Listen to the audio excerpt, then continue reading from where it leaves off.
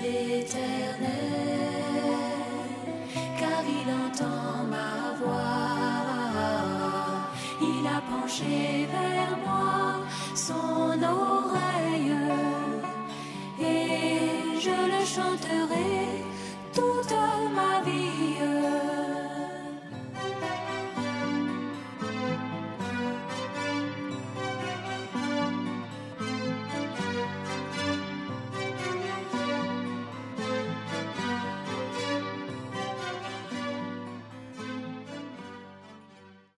Nous pouvons nous asseoir, s'il vous plaît. Donc, au nom de toute l'Église, nous réitérons nos condoléances à toute la famille. Donc, si vous voyez que la sœur Suzanne n'est pas là, c'est parce qu'elle n'a pas pu prendre les dispositions à temps selon les dernières conversations que nous avions eues. Et la famille aurait voulu être ici et n'ont pas été prévenus à temps selon ce que nous avons appris. Nous avons demandé qu'ils puissent être indulgents, qu'elle puisse être indulgente, toute la famille. Donc, comme les obsèques se dérouleront là-bas, tout le reste pourra être fait ensemble là-bas. Donc, si vous observez l'absence de notre sœur, c'est pour cette raison. Sinon, elle est totalement de cœur avec tous les obsèques qui vont se faire. Frère Isaac a dit de vous dire vraiment de l'excuser. Je réitère ça de manière que je ne sois pas... On va prendre notre première lecture dans Apocalypse 21. Apocalypse 21.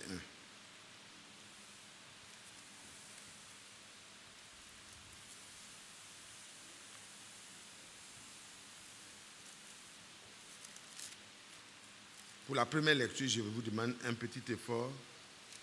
On va se lever.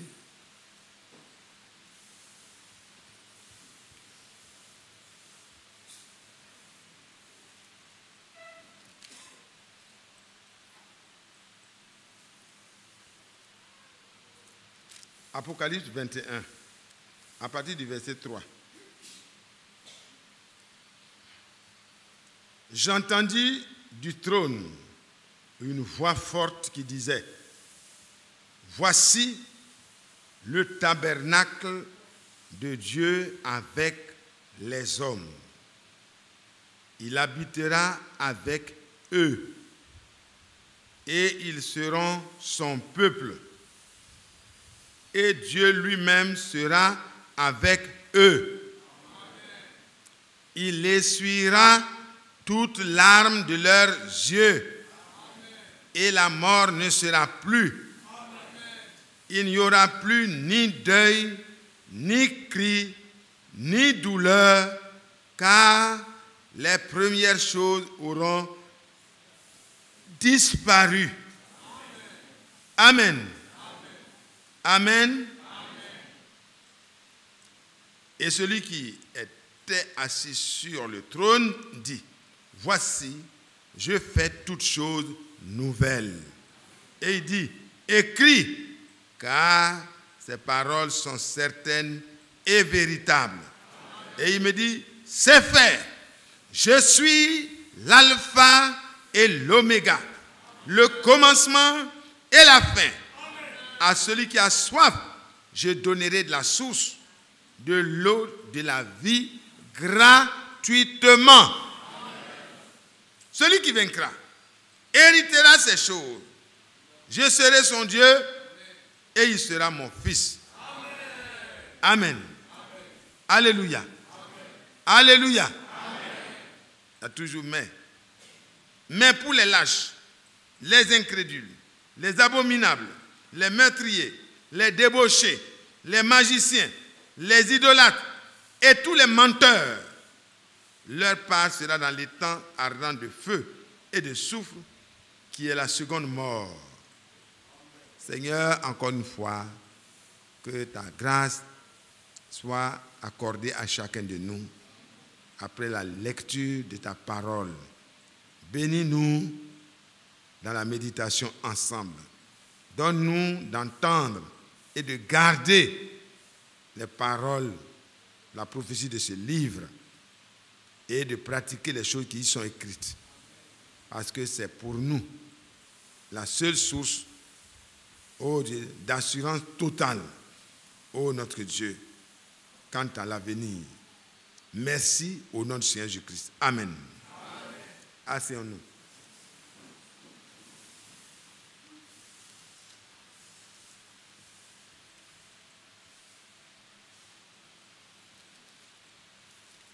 Que le nom du Seigneur soit loué.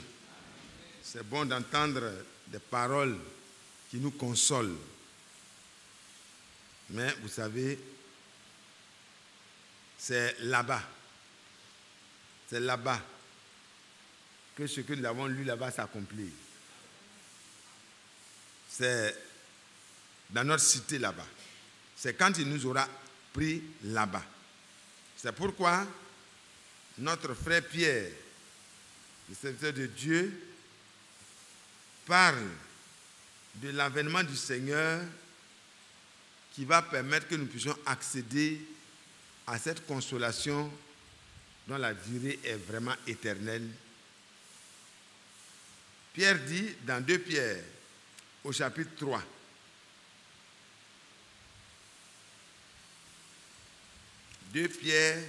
au chapitre 3. Vous savez, quand on lit de telles promesses, ça fait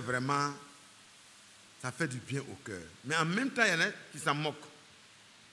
Ça ne leur dit rien. Ils disent, bon, vous êtes en train d'attendre des choses comme ça. Dieu va vous consoler. Il sera votre Dieu. Il va essuyer toute larme de vos yeux. La mort ne sera plus. Il n'y aura plus de cris. C'est quel monde? Vous voulez créer quel monde où il n'y aura plus ces choses? Oui. Au commencement, il n'était pas ainsi. Donc nous allons retourner à ce commencement-là par la grâce de Dieu. Dans le chapitre 3, 2 Pierre au chapitre 3, à partir du premier verset, il dit, « Voici déjà, bien-aimés, la seconde lettre que je vous écris. Dans l'une et dans l'autre, je cherche à éveiller par des avertissements votre saine intelligence. » Amen. Quand Pierre a écrit les lettres, son but, c'est que les élus soient prêts à aller dans ce monde-là, où tout ce qui a été décrit dans la cité-là, voilà, ce tabernacle-là, c'est pour y accéder.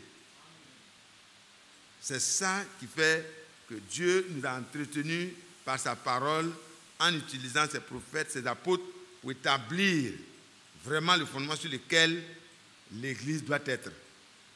Et chacun de nous prendra garde maintenant à la manière dont il va prendre sa vie vraiment chaque jour. Ici, il dit c'est la seconde lettre. Dans l'une et dans l'autre, je cherche une chose. Éveillez par des avertissements votre saine intelligence. Vous savez que quand l'enfant de Dieu, comme il est écrit dans Romains au chapitre 12, quand on se consacre à Dieu, quand on se livre à Dieu, quand on lui livre notre corps pour être un sacrifice vivant, saint, agréable et parfait, c'est le culte que Dieu attend de nous. Ce n'est pas qu'on vienne faire figuratif, la figuration à l'église, venir nous asseoir, ce n'est pas bien. C'est déjà bon de venir, mais ça ne suffit pas. Mais qu'on puisse être vraiment complètement livré au Seigneur. Si on a livré notre esprit et notre cœur, c'est bon que notre corps aussi soit livré. Et dans Romains 6, l'apôtre déjà dit que après avoir livré autrefois nos membres pour servir au péché, aujourd'hui nous devons les livrer à Dieu pour être des instruments de justice. Amen. Et le produit de notre vie, le fruit que nous allons porter, ça sera vraiment des fruits qui glorifieront le Seigneur. Donc, il dit de donner, de consacrer cette vie-là pour que nous puissions discerner. Amen. Quelle est la volonté de Dieu? Il dit ne vous conformez pas au siècle présent. Soyez transformés par quoi? Le renouvellement de votre intelligence. C'est la parole de Dieu. Notre intelligence, depuis la chute, est contrôlé par beaucoup de choses qui n'ont rien à voir avec la parole. Mais le Seigneur, quand il vient, alors il assainit le cœur, l'intelligence, et ça devient une saine intelligence.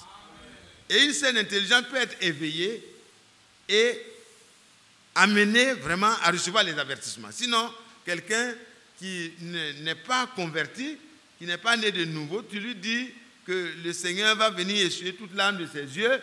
Bon, c'est vraiment comme si tu es en train de parler du latin à quelqu'un qui n'a jamais fait vraiment une école de latin. Donc, il ne comprend pas le langage. Parce que celui qui est spirituel comprend le langage spirituel. Mais celui qui est charnel, il ne comprend pas le langage spirituel. Il comprend le langage naturel. Vous comprenez? Quand vous êtes né parmi les baoulés, vous comprenez le baoulé dès le petit âge. Vous êtes né parmi les Mossis, c'est ça vous comprenez. C'est après quand vous arrivez à séjourner dans un autre milieu, vous apprenez encore, vous accumulez. Parce qu'il y a beaucoup de place. Hein. Mais selon là où on est, c'est ce qu'on arrive à capter. Et les enfants de Dieu, leur intelligence a été assainie. Amen. Alléluia. C'est une saine intelligence. Et c'est ça que Pierre, s'adressant aux élus, s'adressant aux bien-aimés, il dit, je tiens à tenir en éveil par les lettres que je vous écris, votre saine intelligence. Parce qu'il y a quelque chose de très important que les autres ne saisissent pas, que nous devons saisir. Ce que nous avons lu là, c'est pour nous. Et quand il a terminé, il dit aux vainqueurs, je leur donnerai tant. Donc ce n'est pas pour tout le monde. Donc Pierre, nous continuons.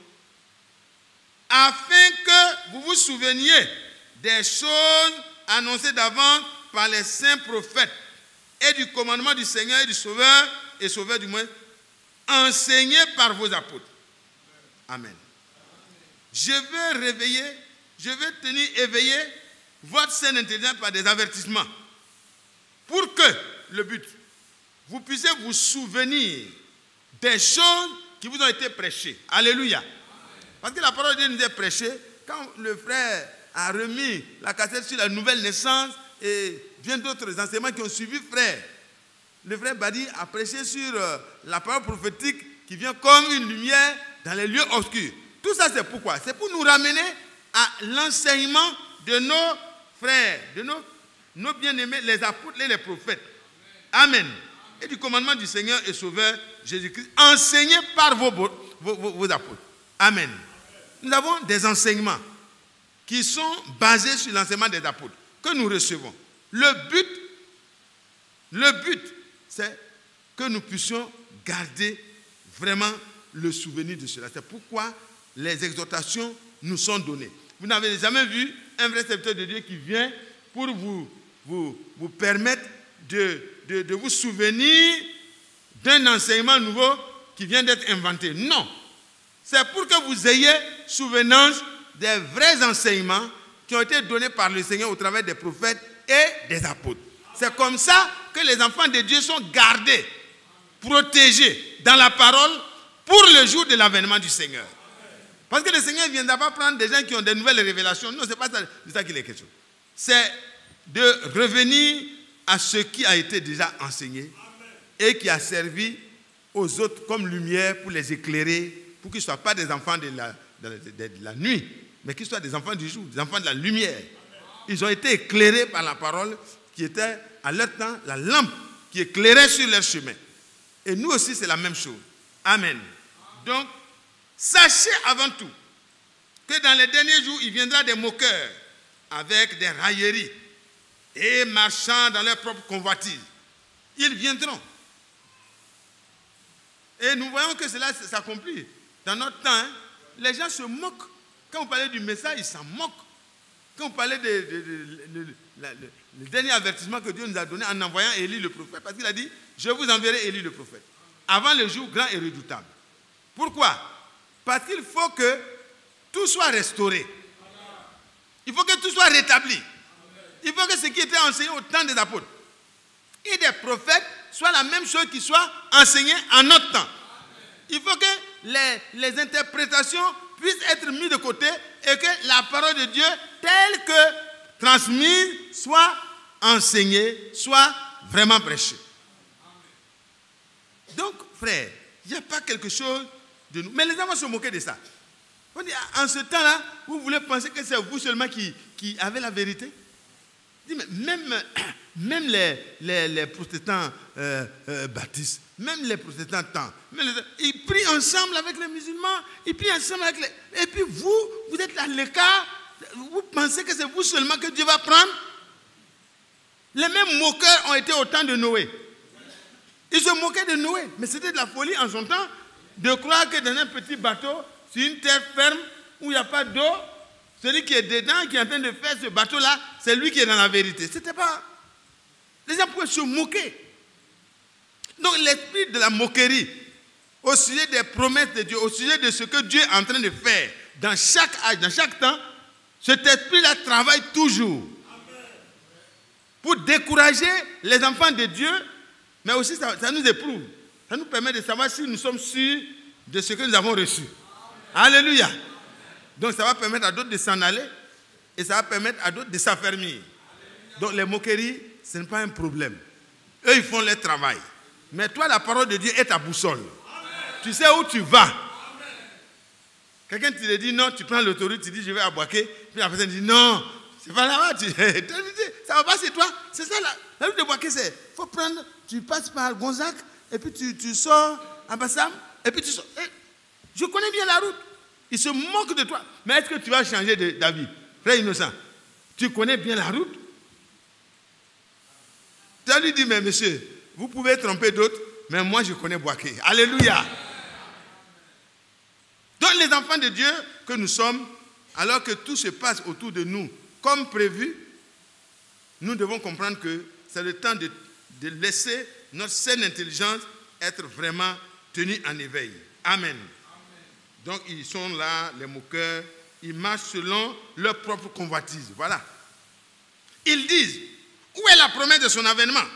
Car depuis que les pères sont morts, tout demeure comme dès le commencement de la création. Alors, vous voulez nous apprendre quoi? Votre histoire de message là, ça va où? Hein? Votre prophète là, il est mort, à peu près de 60 ans. Vous êtes là encore, vous croyez ça? Il y a quelqu'un qui a dit au frère Isaac, vous croyez que vous êtes là encore? Vous continuez à croire la même chose? C'est la même chose, frère. Les moqueurs seront toujours là. Et ce qui est difficile, c'est que parfois, c'est des anciens frères. Ils vont vous dire, bon, le message, nous, on était dans les débuts. Hein? Vous venez d'arriver. On connaît bien ça. Mais on est allé plus loin. Mais aller plus loin, il dit, celui qui va plus loin n'a pas Christ. Il n'a pas Dieu. Donc, frère, prenez courage. Prenons courage parce que pour nous, les croyants, la mort est un gain. Parce que si on reste dans la foi, quand on reste dans la parole là, mourir, c'est gagner. C'est aller plus rapidement auprès du Seigneur. Oh, que Dieu soit loué. Daniel, mes bien-aimés enfants, que Dieu vous bénisse, mes parents. Mourir, c'est gagner. Mais l'essentiel, c'est de garder vraiment les enseignements du Seigneur. Où est la promesse de son avènement? Depuis que les pères sont morts, tout demeure comme dès le commencement de la création. C'est vrai? C'est pas vrai. Ils veulent ignorer, en effet. Quand ils disent ça là, ils ne se souviennent pas du temps de Noé? Tout demeure comme au commencement. C'est pas vrai? Au temps de Noé, il y a eu des mêmes moqueurs. Mais comme les esprits ne meurent pas, les voitures qu'ils ont utilisées, les montures, vous voyez, qu'ils ont utilisées pour se moquer au temps passé, bon, le déluge les a emportés, c'est vrai. Mais les esprits sont là. Après le développement, ils sont rentrés dans des gens qui sont bien disposés et ils continuent leur travail de raillerie et de moquerie. Mais toi, fils de Dieu, continue ton travail de croyant. Amen. Tu dois croire comme Noé. Amen. Imaginez des railleries du monde entier contre une seule famille. Imaginez les moqueries des voisins, des voisines contre la foi d'une famille. Mais il a fallu vraiment la grâce de Dieu pour qu'ils puissent résister à cette pression. Mes frères et sœurs, nous sommes constitués de manière que nous puissions résister à toute pression. Parce que Dieu, sa parole, est capable de nous garder. Que Dieu soit loué. Ils veulent ignorer, en effet, que des cieux existaient autrefois par la parole de Dieu, ainsi qu'une terre tirée de l'eau est formée au moyen de l'eau. Et que par ces choses, l'incrédulité là, voilà, c'est l'incrédulité qui amène toutes ces moqueries, c'est l'incrédulité qui amène toutes ces actions que vous voyez. L'incrédulité est le tronc. C'est le tronc même, c'est là. C'est dans l'incrédulité que prend leur essor, tous les péchés qui se font. C'est parce que quelqu'un refuse de croire la parole de Dieu, il peut se permettre de chercher la femme de quelqu'un, de chercher femme quand il n'est pas encore marié, de chercher garçon quand elle n'est pas encore mariée. Quand on fait toutes ces actions, c'est les effets. La vraie cause, c'est l'incrédulité. C'est parce que l'homme refuse de marcher avec Dieu, de croire Dieu, il peut se donner sa liberté et son intelligence est souillée, obscurcie. Mais quand nous croyons Dieu, notre intelligence est renouvelée. Notre intelligence est assainie, est purifiée. Notre cœur est purifié. Le péché est ôté, l'incrédulité est ôtée. Nous avons le pouvoir de croire. Alléluia. Et à tous ceux qui croient, tous ceux qui l'ont reçu, cette parole-là donne le pouvoir de transformer la personne et la personne devient à l'intérieur un fils de Dieu, quoique étant dans un corps qui sera transformé plus tard. Alléluia. Alors frères, ne soyez pas découragés. Au temps de Noël, les gens se sont moqués.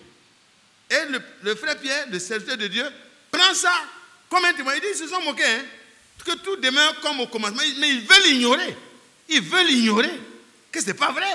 Il y a eu un temps où Dieu a réprimé l'incrédulité. Il y a eu un temps où Dieu n'a pas tenu compte du problème de nombre. Ceux qui se sont écartés de la parole de Dieu, qui était promise pour ce temps, pour que l'homme soit sauvé, c'était de construire une arche selon les mesures de Dieu, selon les caractéristiques que Dieu a données, et d'entrer dans cette arche et d'être sauvés à l'intérieur de cette arche. Ceux qui n'ont pas pris garde à prendre ça au sérieux, ils ont été condamnés.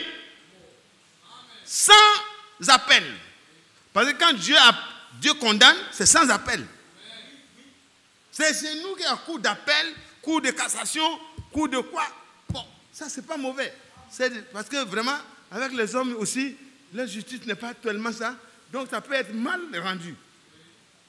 Mais quand Dieu rend sa justice, c'est bien rendu. Il n'y a pas d'appel. Ces arrêts sont sans appel. C'est la Cour suprême des suprêmes. Alors, quand tous les enfants de cassation, tout ça, et puis ça arrive à la Cour suprême. Et ils ne sont plus dans les détails. Dieu n'est pas dans le détail. Parce que les détails sont déjà enregistrés. Que Dieu nous aide. Vous et moi, nous sommes là, c'est vrai, c'est à l'occasion de la mort de notre sœur, mais nous savons que pour celui qui est en Christ, il n'y a pas d'affliction outre mesure. On est affligé à cause de la séparation, mais en même temps, on est consolé à cause de celui qui nous a parlé. Amen. La promesse est claire. Amen. Dieu veut qu'on se détache de la mauvaise vie qu'on mène et qu'on marche dans l'obéissance maintenant. Parce que Dieu n'aura pas besoin du concours de ton voisin ou de ta voisine pour te juger. Hein. Il te voit. Dans tout ce que tu fais en cachette, dans tout ce que tu fais publiquement, Dieu sait tout. Il n'a pas besoin de quelqu'un pour venir faire un rapport. Un témoin. Voilà, il y a des jugements où on a même beaucoup de témoins qui ne savent même pas de quoi il s'agit. Ça m'a menti. On leur donne l'argent, ils mentent, et tout. Des jugements comme ça rend quoi? Mais Dieu n'a pas besoin de témoins. Lui-même est son propre témoin. Il est le juge, il est le juré, il est tout.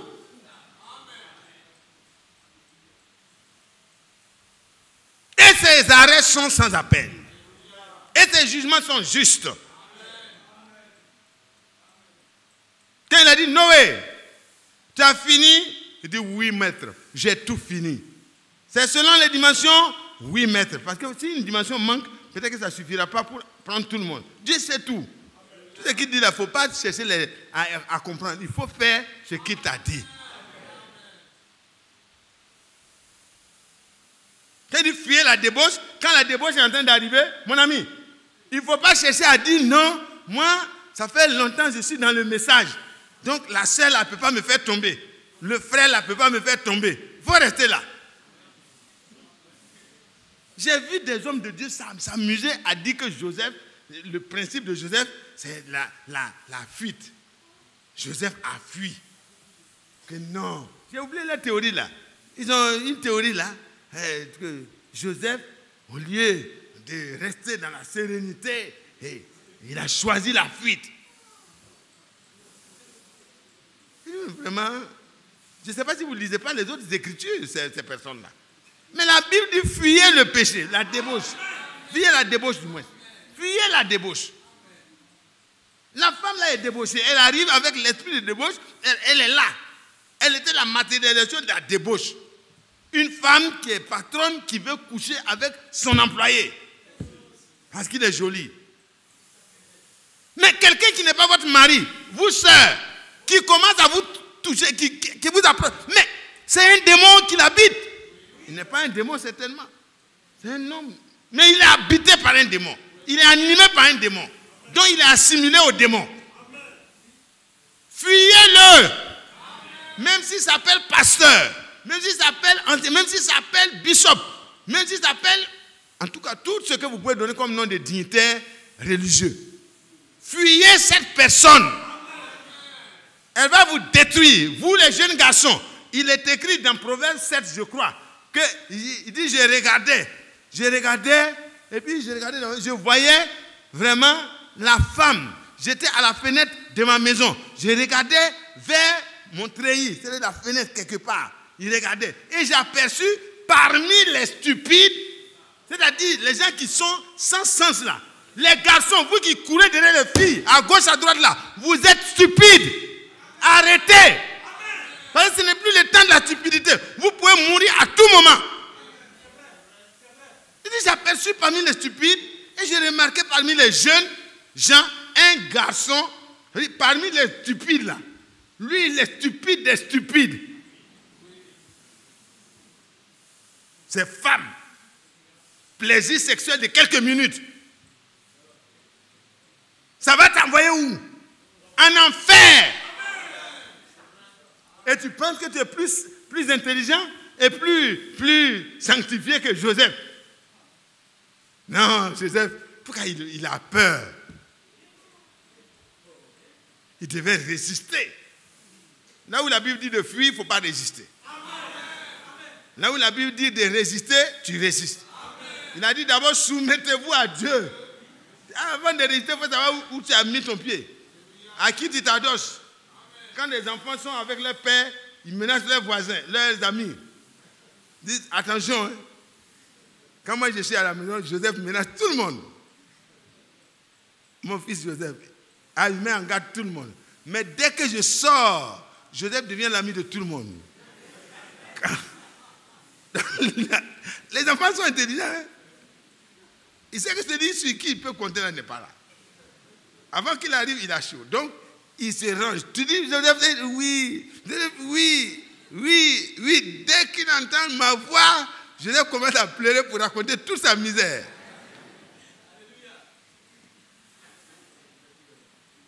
Ah oui. Soumettez-vous donc à Dieu et résistez au diable. Il faut se soumettre, il faut être adossé à Dieu, il faut être caché en Christ, avec Christ en Dieu. Et puis quand tu es là-bas maintenant, celui qui est en toi et celui dans lequel tu es plus grand. Alors tu n'as pas peur. Tu peux dire au diable, non. Moi je suis dans la parole, je ne fuis pas, c'est toi qui dois quitter. Va. Résistez-lui et il fuira loin de vous. Mais quand l'impudicité vient avec son déguisement, quand la débauche vient, la Bible dit, fuyez. Fuyez. Tu arrives, on te dit, bon, je t'avais dit de venir, on allait étudier. Ok, vous commencez au tableau. Ça devient long, comme plus que d'habitude. Professeur, Mes parents m'ont dit d'étudier jusqu'à 21h. Ça devient très long. On va poursuivre la prochaine fois. Non! Tu as peur de quoi? Quand ils te demandent ça, mon ami, il faut dire, ok, je peux ne pas avoir le bac cette année, je l'aurai l'année prochaine. Au revoir. Mais c'est clair. Il faut discerner les signes. Il ne faut pas vous laisser prendre. Alors, on va repartir parce que le péché de la débauche, là, c'est dans ton corps. Tu vas subir les conséquences. Il y a sida, il y a hépatite, il y a plein, il y a gonorrhée, il y a plein. Tu vas voir ça dans ton corps. Et puis tu vas mourir avec un seau en bas. Les gens disent, oh, maintenant on a trouvé le médicament de sida. Ah bon? Mais vous avez trouvé le médicament du péché? Vous pouvez guérir du sida et mourir. Donc faites attention. Nous repartons à ce stupide-là. J'ai remarqué parmi les stupides, parmi les jeunes gens, un garçon dépourvu de sens. Il est là, il n'a pas pris appui sur la parole. Quand on prêche, il est là, pendant qu'on prêche la parole de Dieu, il se promène. Ou bien son esprit vagabonde. Il n'a jamais pris au sérieux la parole de Dieu. Il peut être un enfant qui vient à l'église. Hein. Ce jeune homme-là, ne pensez pas que c'est à la rue Princesse qu'on l'a trouvé. Hein. Ça peut être un enfant assis ici, une fille assise ici, qui se fait draguer encore. Excusez-moi le mot, c'est mauvais. Elle se fait courir. Bon, c'est pas. Mais c'est honteux. C'est des choses qu'on ne doit même plus nommer parmi nous. Aïe, on doit dire à une soeur encore que tu ne dois pas aller te coucher sous un homme qui n'est pas ton mari. On doit dire ça? Non. C'est des rudiments élémentaires. Il a quel droit sur toi? Même si c'est le professeur, tu lui dis, je ne veux pas. Laisse-moi, sinon je vais aller dire au proviseur. Si tu dis au proviseur, ça ne marche pas, tu dis à tes parents, délocalisez-moi. Si les parents n'ont pas de moyens pour te délocaliser, va rester à la maison. Vaut mieux aller au ciel. Si tu as tous les diplômes et tu vas en enfer, je pense que c'est vraiment la perte. Mais je ne dis pas de déserter l'école. Mais si c'est à cause du péché, vous êtes harcelé par des personnes et vous ne savez plus comment faire, en tout cas, moi je préfère que mon enfant soit à la maison. Parmi les stupides, il passait dans la rue, près de l'angle. Il fait quoi là-bas? Frère, à l'heure où il doit être en train de prier, de regarder la parole de Dieu là, il fait quoi dans les rues? Pourquoi il passe dans les rues des femmes étrangères? Un jour, j'étais à l'arrêt vers Bel-Air, vers là où il y a les banques là. Je suis arrêté, je vois les petits enfants comme ça. 13 ans, ça sort avec des petits caleçons. Tonton. Moi, j'ai pensé que c'est l'enfant d'une soeur. J'ai dit, mais elle a eu quel problème? Et puis elle m'a dit avec caleçon. Avec un débardé, tout de dehors et tout.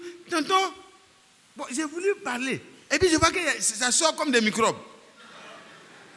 J'ai dit, je suis dans une rue dangereuse. Je n'ai plus pris le bus là-bas. J'ai commencé à me chercher. Mais imaginez qu'un frère me voit en train de parler. Ce n'est pas pour moi même que je viens seulement. Hein? C'est pour vous. Alors vous allez prendre votre caméra, crac. Frère Mathias en train de causer avec des filles nues. Vous n'allez même pas m'approcher pour comprendre qu'est-ce qui se passait. Ça va vous scandaliser. Vous allez pécher contre Dieu. Pendant que moi, j'ai été vraiment léger par le fait d'attendre pour comprendre. J'ai regardé, j'ai dit non, il n'y a plus rien à comprendre. Il faut fuir. Allez, en même temps. J'ai disparu. Tonton. Moi, je ne suis pas votre tonton. Hein. Ici, là, je ne suis pas votre tonton. Tonton, c'est à la maison. Mais si tu vas rester là, non, les enfants, venez à l'église, acceptez le Seigneur. Dans ce temps-là, si ce n'est pas le... Non, il faut quitter là. C'est pas bon, hein? Mais cet homme-là, il n'a pas compris, ce jeune homme. il se dirigeait vers l'angle où se tenait une de ces femmes étrangères dangereuses. Et il se dirigeait lentement du côté de sa demeure. Le diable l'amenait dans la bouche de l'enfer même. Et quand vous lisez, c'était au crépuscule, pendant la soirée, au milieu de la nuit, de l'obscurité. Il fait quoi là-bas? Les enfants, vous qui vous promenez à gauche, à droite, vous ne pouvez pas rentrer chez vous pour vous reposer très tôt là. Vous allez tomber dans la bouche de ces femmes étrangères. Elle peut prendre la posture d'une sœur. Elle peut même venir s'asseoir à l'église. Cet homme dangereux peut venir s'asseoir à l'église pour te faire du mal, sœur. Il faut prendre tes jambes à ton cou. C'est-à-dire qu'il faut courir, enlève les chaussures même. Et vos chaussures sont très longues parfois, souvent on ne peut pas fuir avec. Tu enlèves. Tu portes dans ta main. Je connais une soeur qui a fait ça. Elle a enlevé ses chaussures rapidement et puis elle a commencé à courir pieds nus dans la rue. Qu'est-ce qui se passe, madame? Danger. Gloire à Dieu. Dieu bénit cette soeur. Fuyez la débauche. Et voici une fille abordée par une femme ayant la mine d'une prostituée. Et la ruse dans le cœur. La ruse dans le cœur comme le diable. Afin de résister contre les ruses du diable, prenez les armes de Dieu. Et l'une des armes de Dieu ici, c'est la fuite. Il faut fuir. Il faut arrêter maintenant, après tu vas tomber dedans. Ça veut dire, bon, vraiment, j'ai voulu lui parler de Dieu. Quel Dieu? Toi-même, tu vois derrière tes yeux là, ces convoitises qui étaient dedans. C'est quel Dieu tu veux parler? Tu as commencé à faire cliquer. Quand il faut fuir. Parce que toi-même, tu es en danger. Tu vas parler de quel Dieu?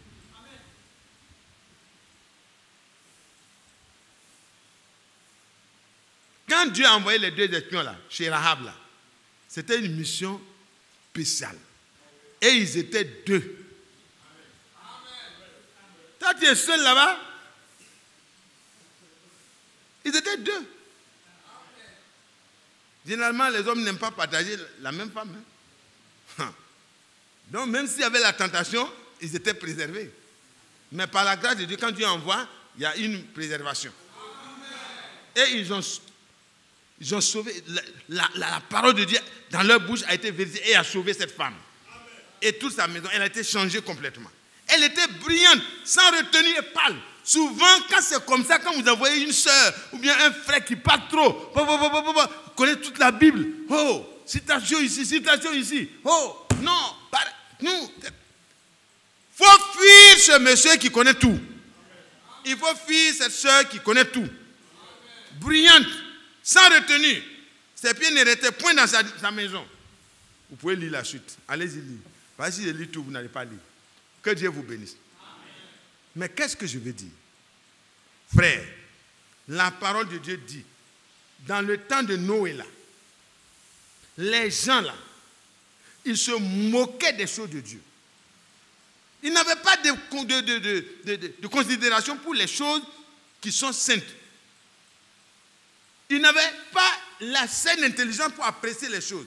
Mais nous avons reçu une saine intelligence que Pierre dit, je vais tenir et veiller par des avertissements, votre saine intelligence. Mais chaque coup de marteau que Noé donnait sur chaque planche était un avertissement. Mais ils n'ont pas pris garde. Tout ce que Noé disait, c'était pour eux un sujet de moquerie. Les journaux écrivaient certainement. Il était à la une de l'actualité mondiale. Paraît-il qu'il y a un fou, un vieux avec sa famille, qui vraiment est en train de construire un bateau en plein sol où il n'y a même pas une goutte d'eau. Mais vraiment, les temps sont avancés. Les fous sont devenus nombreux, mais la folie de ce vieux monsieur est manifestement manifeste. Ils se sont moqués de lui, ils ont raillé. Il a continué à construire. Continuez à construire votre vie selon la parole. Marchez dans la parole. N'ayez pas honte de Jésus-Christ. N'ayez pas honte de l'évangile. N'ayez pas honte de dire que vous êtes dans la vérité. Parce que c'est la vérité qui rend libre. Quand elle est acceptée et vécue. Et alors, le temps est arrivé où il a fini. Le Seigneur est venu Le bitume est mis, tout est mis, l'enduit partout. Et le Seigneur regarde. Et Noé avait fait toutes choses conformément aux ordres et aux instructions de Dieu. Et Dieu lui a dit d'entrer. Et tous les animaux qui devaient entrer, entrèrent. Et la porte fut fermée. 7 jours, Dieu a laissé encore le temps aux moqueurs de se moquer. Ils se sont moqués. Ah, tu es dedans maintenant. Donc ton bateau là est fini. Donc tu vas décoller bientôt. Tu vas aller où même à quelle destination? Je ne sais pas. Dieu m'a dit de faire le bateau. C'est lui qui sait la destination. Amen. Alléluia. Amen. Dieu n'a pas mis de boussole. C'est Dieu même qui était la boussole. Alléluia. Amen. Et puis, la pluie a commencé. Tac, toc, toc, toc, toc. Il a ouvert les robinets du ciel. Il a ouvert les robinets d'en bas. Il y a de l'eau en bas. C'est pourquoi on crée, on trouve de l'eau pour boire. Il y a une mer en bas. Et il y a une mer en haut. Ah. Ils ont commencé à dire, mais c'est sérieux. Qu'est-ce qui se passe? De l'eau qui tombe d'en haut. Peut-être que ce monsieur-là, il n'est pas fou. Au moment où ils vont se rendre compte qu'il n'est pas fou, que c'est eux qui sont fous, alors tout était trop tard. Ce soir, vous qui êtes là, nous tous qui sommes là, notre sœur Odette est partie. Mais c'est à nous que cet avertissement est donné. Prenons garde que notre saine intelligence soit tenue en éveil. Qu'on peut mourir à tout moment. On peut mourir à tout moment, frère. On peut ne même pas être malade comme la sœur Odette a eu l'occasion d'être malade pendant longtemps. C'est une grâce d'être malade. Hein? Parce que tu as le temps quand même de mettre de l'ordre là où c'est dur. Mais quand tu n'es pas malade et que tu meurs accidentellement, boum, c'est fini. C'est très intéressant quand tu es prêt. Laissons-nous avertir, frère. Ils n'ont pas laissé l'avertissement prendre sa place. Et la pluie est venue, la pluie est venue. Et finalement, le bateau dont on ne connaissait pas, le bateau a commencé à se soulever. L'eau a commencé à soulever le bateau. Ah, ça devient sérieux. Les nageurs ont commencé à nager. Peut-être à un moment donné, ceux qui sont grands, parce qu'il y avait les géants là, l'eau arrivait, ils se disent, oh, nous au moins, notre taille nous sauve. Ok. À un moment donné, la taille ne sauvait plus. Ils sont immergés. Ils ont commencé à nager. Les maîtres nageurs étaient les plus favoris pour vivre. Alors que les vrais favoris, c'est dans l'arche. Ils ont nagé. Combien de temps tu vas nager? Ce n'est pas possible. La pluie a dépassé les arbres les plus élevés. Ceux qui ont grimpé, les bons grimpeurs sont grimpés, ils attendent. L'eau arrive d'en haut, d'en bas, d'en haut, d'en bas, d'en haut, d'en bas. Ah! Les arbres ont été submergés. Les montagnes les plus hautes ont été submergées à plusieurs mètres. Complètement. De telle sorte que même si tu étais géant, que tu te tenais sur une montagne, tu ne peux pas échapper. Donc ça a fini tout le monde. Et Noé a navigué. Oh là là, c'était le premier navigateur. Alléluia. Le premier constructeur naval de l'histoire. Avec Dieu pour architecte. Lui n'était que l'ouvrier. C'est Dieu qui a fait l'architecture et qui surveillait la construction. Frère, aujourd'hui, Dieu construit encore. Dieu prépare un peuple qui va échapper à la mort, dont lui-même va essuyer les larmes. Il va enlever les premières choses, les souffrances, les cris, les douleurs, les choses qui sont difficiles. Tous les êtres, il essuiera toutes larmes de leurs yeux. Et la mort ne sera plus. Et il n'y aura plus ni deuil, ni cri, ni douleur. Car les premières choses auront disparu. Maman est décédée, ça sera fini. On va les retrouver. Ceux qui sont morts dans le Seigneur. Ceux qui sont morts hors du Seigneur, ça, si tu es chrétien, tu ne peux plus le retrouver. Amen. Même les voisins ne pourront plus vraiment se rendre service. Lazare aurait pu rendre service si c'était possible encore. Lazare est bon. Abraham aussi est très bon. Amen. Ils auraient pu aider ce riche-là. Mais ce n'était pas possible. C'est maintenant qu'on peut aider les voisins. On peut leur dire, venez. L'arche du salut est ouverte. Jésus sauve encore. Son sang est encore là. Le sacrifice est parfait.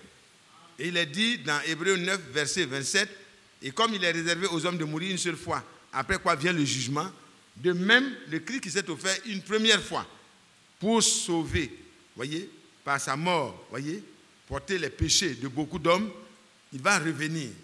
Le Christ s'est offert la première fois, c'est pour que nous soyons sauvés. Donc la porte est ouverte encore. Et si tu veux être vraiment parmi le cortège qui va s'ébranler pour aller à sa rencontre, c'est maintenant qu'il faut prendre la bonne décision. Et il faut prendre la décision, pas pour faire de la figuration au milieu des frères, mais pour marcher et obéir à la parole de Dieu. Parce que c'est de ça qu'il est question. Noé n'est pas arrêté avec la théorie, bon, mon fils, Sam, il a dit que les dimensions là, c'est 300 coudées. Ok, c'est bien compris? Voilà. Papa, oui, c'est compris. Et puis ils sont là, ils tournent avec la Bible. Parce que la Bible, c'est la révélation de la parole de Dieu. Et tout avec la révélation. C'est nous qui avons la révélation, hein? Ok. Donc le salut, c'est dans notre arche. Et l'arche est théorique. Ça sauve personne. Hein? C'est la parole de Dieu mise en pratique qui sauve celui qui la reçoit. Quand ils ont fini, c'est là que Dieu est venu regarder. Et tout était fait en accord avec ce que Dieu a dit. Et Dieu a dit, entrez dedans. Le temps est favorable. Ce n'est pas la religion. La religion n'offre aucune sécurité. Christ est la vraie sécurité.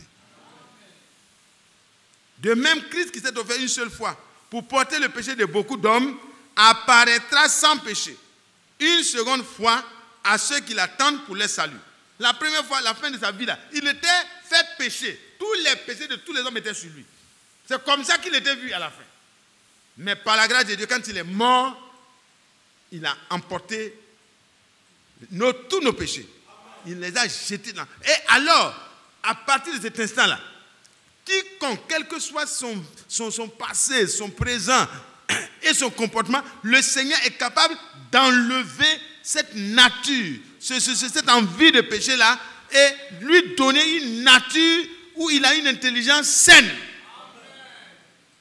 Tout est changé. Les choses anciennes sont ôtées et jetées. Et toutes choses sont devenues nouvelles. Parce que la parole de Dieu crée. Elle a le pouvoir de transformer. Un cœur nouveau, un esprit nouveau. Ézéchiel 36, à partir du verset 25, 26, 27. Vous voyez, c'est les promesses claires et immuables. Et quand c'est comme ça, notre intelligence peut être éveillée. Peut être rappelée à l'ordre par les avertissements. Quand on parle, ton cœur tremble. Quand on parle, ton intelligence est éveillée. Tu suis, même si tu voulais somnoler, tu te réveilles et tu dis, mais c'est trop sérieux. Mais quand l'intelligence n'est pas encore assainie, frère, il n'y a pas de place. Ils ont l'intelligence obscurcie. Et cet enfant dont on parlait, qu'on lisait dans le proverbe là, il s'est avancé doucement, doucement. Et puis finalement, la femme est sortie en train de dire, oui, mon mari a voyagé, et et maintenant, tu vois, j'ai déjà préparé le lit, il faut venir, on va faire l'amour. L'amour, c'est Christ qui a l'amour. Car Dieu a tant aimé le monde, qu'il a donné son Fils unique, afin que quiconque croit en lui ne périsse point, mais qu'il ait la vie éternelle. Sinon, tout le reste, c'est des souillures, ce n'est pas de l'amour. C'est en Christ que se trouve le vrai amour. Oh, que Dieu soit loué. Et l'enfant a été séduit. Et à force de paroles, il l'entraîna par ses lèvres doucereuses. Et il l'a envoyé, quoi? Complètement, la séduction. Et à la fin, il se mit tout à coup à la suivre, comme le bœuf qui va à la boucherie, comme un fou qu'on lie pour aller le châtier. Il est parti, il a suivi comme un bœuf. Vous savez, quand les bœufs prennent, quand je regarde parfois les bœufs qui viennent en train, ou bien dans les grands camions, là, peut-être que les bœufs aussi se disent entre eux, ah, je vais en Côte d'Ivoire. Et aussi vont voyager. Ah, mais tu vas où? Ah, ils m'ont mis, je suis dans le côté aujourd'hui, je vais en Côte d'Ivoire, je ne suis plus dans votre affaire ici. Ils s'en vont à la mort. Les gens viennent ici, ils envoient les herbes, les tout. C'est comme s'ils les aiment. Ils ne les aiment pas, hein? C'est pour les tuer demain. Aucune femme étrangère n'aime quelqu'un. La seule femme qui t'aime, c'est la femme que tu as mariée. Le seul homme qui peut t'aimer, c'est celui qui t'a marié. Les autres là, si c'est des frères en Christ, ils t'aiment. Oh sœur, que Dieu te bénisse. Oh frère, que Dieu te bénisse. Ça c'est bon. Mais quand ça devient autre chose, il faut comprendre que le diable est rentré dans la personne. Il faut fuir cette personne. Joseph a fui, hein? Bon, monsieur Joseph, non. Madame, vous dépassez les limites de vos prérogatives. Moi, je suis serviteur du Dieu très haut.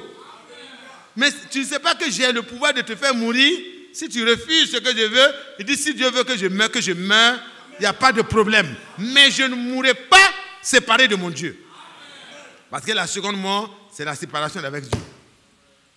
Il a refusé et la femme a cru qu'il était en train de plaisanter. Il a attrapé, enlevé. Peut-être à ce moment-là, il n'y avait pas de truc. Et elle a tiré le pagne. Joseph s'est échappé. Ce n'est pas pantalon. Hein. Peut-être en Égypte, quand on voit les soldats, ce n'est pas des pantalons qu'ils portaient. Donc, c'est des trucs, quand ça chauffe, ça peut détacher. Donc, Joseph a fui nu, il est sorti. Bon, maintenant, tu vas expliquer ça comment?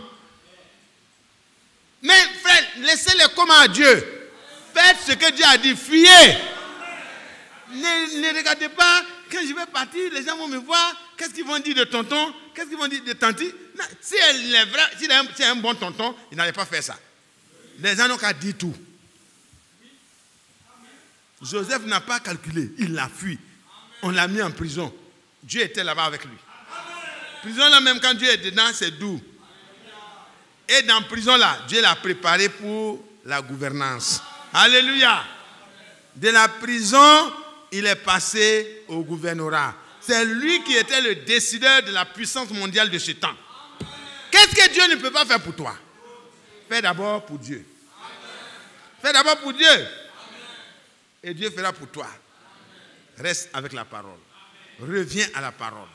Marche avec la parole. Donne-toi à la parole. Et alors, le Seigneur étendra sa bonté sur toi. Comme pour Joseph. Il le mit en faveur aux yeux du chef de la prison. Et plus tard, en faveur aux yeux de Pharaon. Il a dit, mais qu'est-ce qu'on peut trouver encore? Qui d'autre pourrons-nous trouver qui a en lui l'esprit des dieux? Il connaissait plusieurs dieux. Mais en fait, c'est l'esprit de Dieu. Amen. Et les autres avaient la bouche fermée, les magiciens, tout ça, parce qu'ils n'ont pas su le songe. Si Dieu était avec eux, ils auraient connu le songe. Dieu a fermé. Alléluia.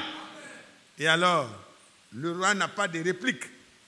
Le conseil a pris fin sur un décret. Pharaon dit à Joseph, puisque ton Dieu t'a fait connaître toutes ces choses, il n'y a donc personne qui soit aussi intelligent et aussi sage que toi. Frère, si tu es intelligent de l'intelligence de Dieu, tu fuiras le péché. Et si tu fuis le péché, Dieu sera avec toi. Si tu fuis la débauche, je veux dire. Le péché aussi, c'est la même chose, mais c'est la débauche surtout qu'il faut fuir. Le péché, il ne faut pas jouer avec lui. Il faut refuser complètement et t'éloigner. Mais la débauche, il faut prendre tes pieds, tu fuis. Il dit, je t'établis sur ma maison, sur tout mon peuple. Et tout mon peuple obéira à tes ordres. Le trône seul m'élèvera au-dessus de toi. Amen. Parole du Seigneur. C'est fini. Pharaon dit à Joseph, voici, vois, je te donne le commandement de tout le pays d'Égypte. Frère, un frère qui n'a pas fait l'école nationale d'administration de l'Égypte. Dieu, il sort de la prison. La prison, il n'y a pas d'école supérieure là-bas. Hein? C'est difficile. Mais l'école de Dieu est partout. Pour ceux qui obéissent à Dieu, Dieu peut transformer même la prison en une belle école. Et de là-bas, Dieu l'a fait sortir. Et quand il est sorti, il dit, il n'y a aucun homme qui soit aussi intelligent et aussi sage que toi. Je te donne tous les commandements. Moi, je m'assois, je n'ai plus de problème. Que Dieu vous bénisse. Frère, nous repartons à notre verset de base. Alors, nous prenons à partir du verset 12. 2 Pierre au chapitre 3, verset 12. Attendez et hâtez l'avènement du jour de Dieu, à cause duquel les cieux enflammés se dissoudront et les éléments embrasés se fondront. Mais nous attendons, selon sa promesse, de nouveaux cieux et une nouvelle terre où la justice habitera. Nous avons lu dans l'Apocalypse que dans ce tabernacle-là, où nous serons avec Dieu là, oh là là, tout ce qui est mauvais là sera passé. La justice va habiter pendant ce temps-là. Le ciel et toute la terre seront imbibés de la justice. Ce temps arrive. Et notre cité est au-dessus de tout ça. Alléluia. Frères, mais nous attendons. C'est pourquoi, bien-aimés, verset 14, en attendant ces choses, appliquez-vous à être trouvés par lui sans tache et irréprochable dans la paix. La paix avec tout le monde. Frères, humilions-nous. Partout, nous devons nous laisser écraser pour que nous soyons en paix et que nous soyons en accord avec la parole.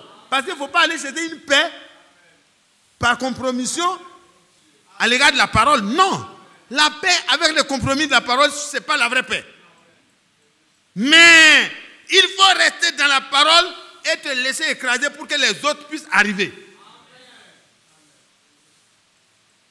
Nous devons être sans reproche, frère.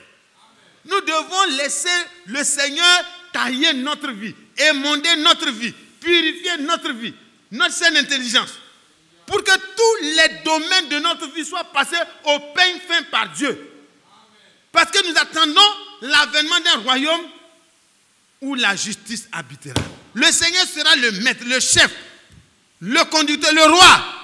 Et nous serons ses sujets. Frères, en attendant ça, comme au temps de Noé, Noé attendait que vraiment les choses se passent bien pour lui. Et il a mis en application ce que Dieu a dit. Vous et moi aussi, en attendant que le Seigneur vienne pour nous prendre dans l'enlèvement, au-dessus de la grande tribulation qui va avoir lieu sur la terre, au-dessus des fléaux qui vont frapper la terre, nous serons enlevés auprès du Seigneur. Et le Seigneur essuiera lui-même toute larme de nos yeux. Il va prendre les choses comme ça. Il va dire, mon Daniel, je suis tes larmes. Mon petit Mathias, je suis tes larmes.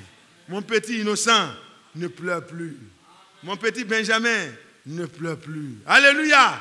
Lui-même essuiera toute larme de vos yeux, mes bien-aimés. Il va le faire. Et quand vous allez voir ceux que vous avez aimés et qui ont marché dans la vérité, vous êtes rendus dans la fleur de l'âge sans aucune maladie, sans aucune trace de souffrance, votre joie sera éternelle. Que Dieu soit loué. Que Dieu soit loué. Il essuiera toute larme de leurs yeux et la mort ne sera plus. Il n'y aura plus ni deuil, ni cri, ni douleur, car les premières choses auront disparu. Et c'est pour cela, verset 14, 2 Pierre 3, c'est pourquoi, bien-aimés, en attendant ces choses, appliquez-vous. Ça veut dire que maintenant, la frère, si vous tapez ici, là, tapez avec l'Esprit de Dieu. Tapez, priez. Hein? Non. Tout doit être fait avec l'Esprit de Dieu. Tout. Tout est harmonieux. Il ne faut pas aller manger foutu et puis venir taper. Hein. Il faut se mettre à prier. Bon, je ne parle pas de vous, hein, mais je veux vous rappeler quoi. Mais c'est bon pour vous. Alléluia. Nous aussi, c'est la même chose. Nous aussi, c'est la même chose. Les chantres. Ah, frère, pardon. Passez du temps devant Dieu. Passons du temps devant Dieu. Nous qui venons ensemble pour nous préparer pour l'enlèvement, passons du temps devant Dieu pour dire, Seigneur, quand je vais là, que je puisse être vraiment dans l'esprit pour louer mon Dieu, pour exalter mon Dieu. Mais à quoi servira-t-il que les chantres, les instrumentistes, les frères de la rue soient vraiment dans l'esprit pour faire les choses correctement si moi, je ne rentre pas dans cet esprit pour être préparé, pour bénéficier et louer Dieu de tout mon cœur, de toute mon âme, de toute ma force, de toute ma pensée. Me laisser transporter. Mais il faut que chacun de nous prenne au sérieux le temps. Nous devons tout faire avec application. Les prières avec application. L'amour de nos frères. Nous ne devons pas laisser autre chose rentrer dans notre cœur. Si un frère se comporte mal, c'est qu'il est sous une influence qui n'est pas bonne. Nous devons avoir pitié de lui, une pitié mêlée de crainte. Oui, frère. Et nous devons l'avertir comme un frère, avec amour. Nous devons le faire. Maintenant, s'il n'écoute pas, et qui continue dedans, alors nous aurons fait au moins ce que nous devions faire. Que Dieu nous bénisse. Ça va? Que Dieu vous bénisse. En attendant ces choses, appliquez-vous à être trouvé par lui. Par qui? Jésus-Christ notre Seigneur. Il va venir trouver une épouse qui est sans tache, ni ride, ni rien de semblable, mais sainte et irréprochable. C'est pour les vainqueurs qu'il va revenir. Ce n'est pas pour régler le péché de quelqu'un. Les péchés se règlent maintenant. Allez à la croix. Avant que la mort ne frappe à la porte, soyons prêts. Soyons trouvés irréprochables, dans la paix. Croyez que la patience de notre Seigneur est notre salut. Amen.